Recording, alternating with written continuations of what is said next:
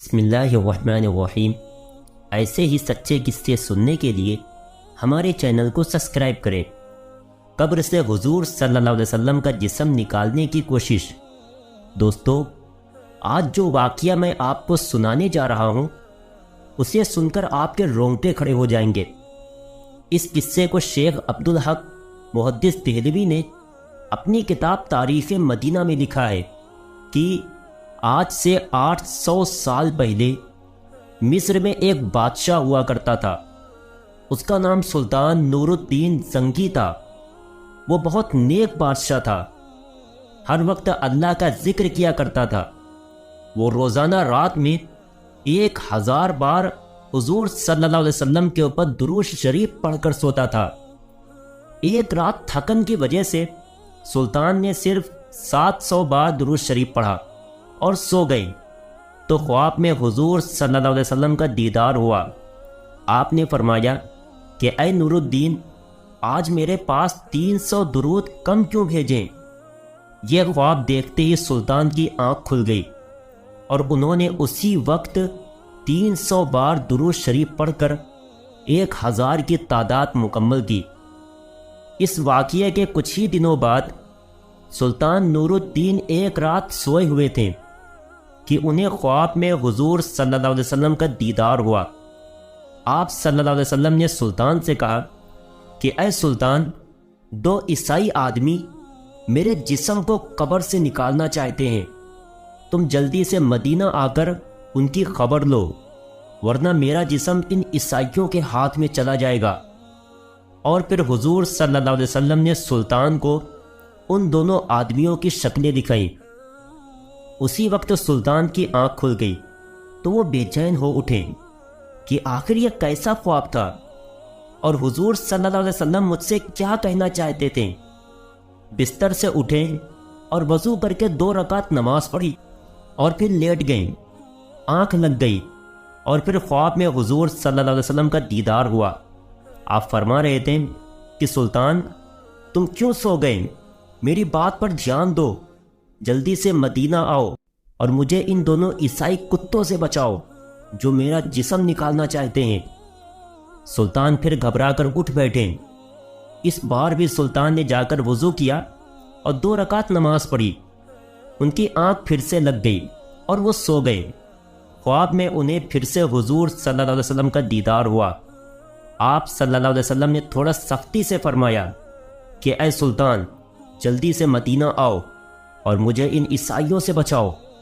سلطان گھبرا کر اٹھ بیٹھے اور رات ہی میں اپنی ساری فوج کو جمع کیا اور کہنے لگے کہ کچھ نہ کچھ معاملہ ضرور ہے۔ حضور صلی اللہ علیہ وسلم کے جسم مبارک کو کوئی خطرہ ہے، اسی لیے مجھے خواب میں بار بار حضور صلی اللہ علیہ وسلم کا دیدار ہو رہا ہے اور آپ فرما رہے ہیں کہ مدینہ آ کر مجھے ان عیسائیوں سے بچاؤ۔ سلطان نے اپنا لشکر تیار کیا اور رات ہی میں ایک بڑی فوج کے ساتھ مدینہ کی طرف روانہ ہو گئے۔ 2 دنوں کے سفر کے بعد وہ مدینہ پہنچے۔ سلطان کے وزیر جمال الدین نے کہا کہ اے سلطان، اگر آپ سیدھے لوگوں سے یہ پوچھیں گے کہ کون حضور صلی اللہ علیہ وسلم کا جسم مبارک نکالنے کی کوشش کر رہا ہے تو شاید وہ دونوں عیسائی چوکنا ہو جائے اور ہمارے ہاتھ نہ لگیں۔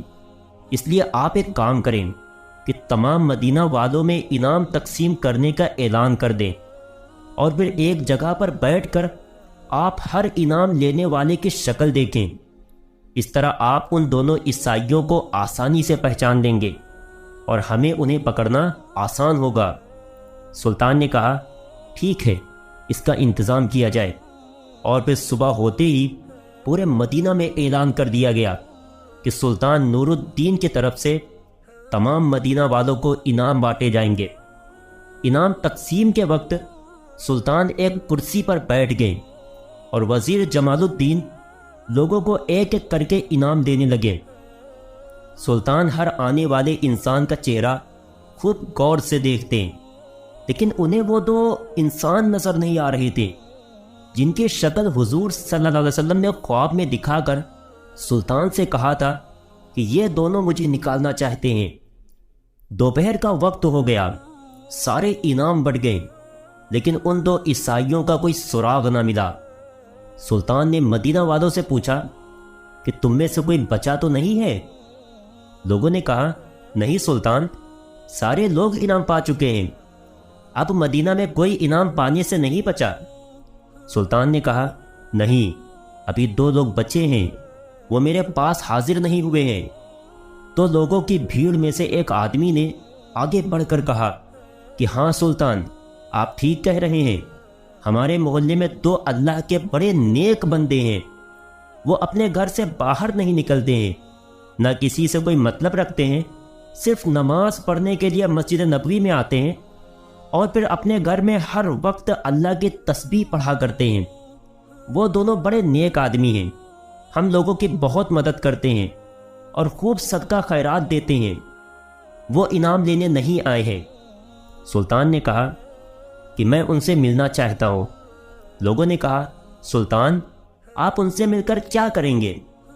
وہ دونوں تو بیچارے دنیا سے الگ تھلگ اپنی عبادتوں میں لگے رہتے ہیں، دنیا داری سے انہیں کوئی مطلب ہی نہیں۔ سلطان نے کہا کہ مجھے ان دونوں پر شک ہے کہ وہ دونوں تم سبھی کو دھوکہ دے رہے ہیں اور نیک بننے کا صرف ناٹک کر رہے ہیں اور تمہاری آنکھوں میں دھول جھونک رہے ہیں۔ لوگوں نے کہا سلطان، ہمارے نیک لوگوں کے بارے میں ایسی باتیں نہ کریں، وہ بہت اچھے لوگ ہیں، ہم ان کے خلاف کوئی گستاخی برداشت نہیں کریں گے۔ سلطان نور الدین نے جب دیکھا کہ لوگ مخالفت پر آ سکتے ہیں تو انہوں نے مدینہ کے حاکم کو اپنے پاس بلایا اور انہیں ساری باتیں بتا دی کہ خواب میں مجھے حضور صلی اللہ علیہ وسلم نے ایسی ایسی باتیں بتائی ہیں، اس لیے میں ان دونوں آدمیوں سے ملنا چاہتا ہوں۔ حاکم نے کہا کہ سلطان، تم پریشان نہ ہو، میں اس کا انتظام کرواتا ہوں، اور جو بھی مخالفت کرنے کے لیے سامنے آئے گا اسے کڑی سے کڑی سزا دی جائے گی۔ اور پھر سلطان نور الدین مدینہ کے حاکم کے ساتھ ان دونوں آدمیوں کے گھر پہنچے۔ سلطان نے جیسے ہی ان دونوں آدمیوں کی شکلیں دیکھیں تو وہ انہیں پہچان گئے، کیونکہ یہ دونوں وہی انسان تھے جن کی شکلیں حضور صلی اللہ علیہ وسلم نے خواب میں سلطان کو دکھائی تھی اور فرمایا تھا کہ یہ دونوں میری قبر سے میرے جسم کو نکالنا چاہتے ہیں۔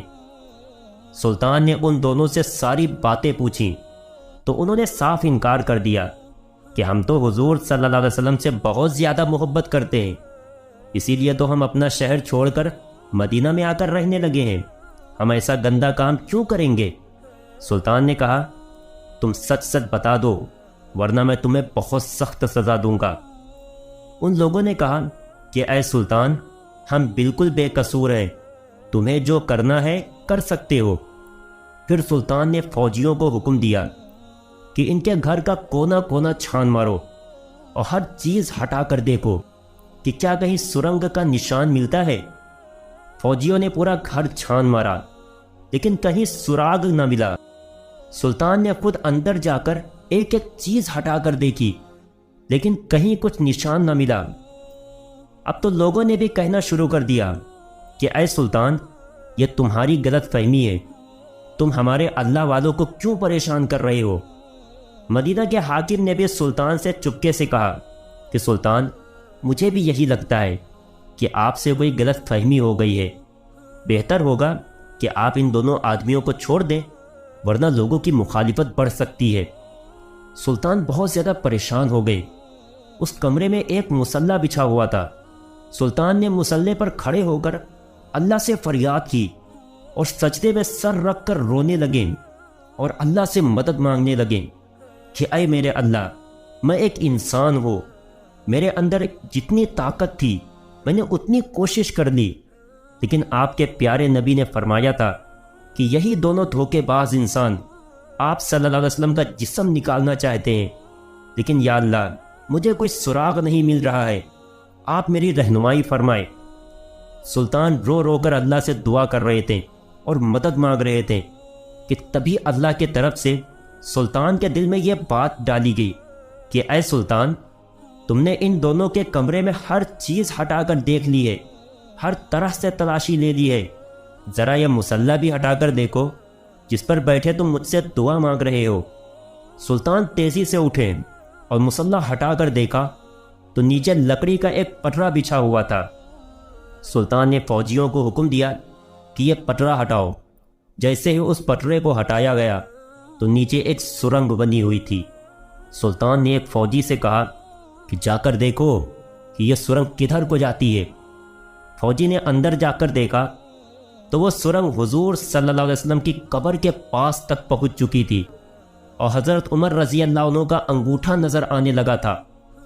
فوجی نے واپس آ کر سلطان کو یہ باتیں بتائیں تو سلطان نے ان دونوں عیسائیوں کو گرفتار کروا کر اپنے سامنے پیش کیا اور پھر ان سے پوچھا کہ اب تم سچ سچ بتا دو ورنہ میں تمہاری گردن اڑا دوں گا۔ ان دونوں نے جواب دیا کہ اے سلطان، ہمیں عیسائیوں کی طرف سے یہاں مدینہ بھیجا گیا ہے تاکہ ہم مسلمانوں کے نبی کا جسم نکال کر انہیں دے سکے اور اس کے بدلے میں ہمیں بہت سارا انعام دیا جائے گا۔ اسی لیے ہم دونوں نے اپنا بھیس بدلا اور ایک نیک آدمی کی شکل بنا کر مدینہ میں آ کر رہنے لگے۔ خود پر لوگوں کا بھروسہ بڑھانے کے لیے ہم لوگوں میں صدقہ خیرات کرتے تاکہ کسی کو ہم پر شک بھی نہ ہو سکے۔ جب سبھی لوگ رات میں سو جاتے تو ہم دونوں اس سرنگ کو کھودتے تھے اور اس کی مٹی باہر قبرستان میں قبروں کے اوپر ڈال آتے تاکہ کسی کو پتہ بھی نہ چلے۔ کل ہمارا کام مکمل ہو جاتا اور ہم رات میں ہی تمہارے نبی کا جسم لے کر اپنے شہر چلے جاتے ہیں۔ پھر ہم عیسائی تمہارے نبی کے جسم کے ساتھ برا سلوک کرتے اور تم مسلمانوں کو تکلیف دیتے۔ لیکن پتہ نہیں کیسے ہے سلطان، تمہیں اس بات کی خبر ہو گئی اور ہمارا سارا پلان چوپٹ ہو گیا۔ سلطان نے آگے بڑھ کر ان دونوں کے گریبان پکڑے اور بہت تیز انہیں پیچھے کو دھکا دیا اور پھر وزیر کو حکم دیا کہ ان دونوں کو جانوروں کے ساتھ باندھ کر پورے مدینہ میں گھسیٹا جائے اور پھر انہیں پھانسی کی سزا دے دی جائے۔ ان سب کے بعد سلطان نے حضور صلی اللہ علیہ وسلم کی قبر مبارک کے چاروں طرف زمین کے اندر سے ایک خندق کھدوائی اور اس میں 7 دیواریں بنوا کر اس میں پگھلا تانبا، لوہا اور تارکول ڈلوا دیا تاکہ کوئی دوبارہ حضور صلی اللہ علیہ وسلم کے جسم مبارک کو نکالنے کی ہمت بھی نہ کر سکے۔ کتابوں میں لکھا ہے کہ اس واقعے کے بعد سلطان نور الدین مدینہ کی گلیوں میں رو رو کر اللہ سے کہا کرتے تھے کہ اے اللہ، اتنی بڑی دنیا میں تو نے مجھ جیسے فقیر کو اس عظیم کام کے لیے چنا، اس پر میں آپ کا جتنا شکر ادا کروں کم ہے۔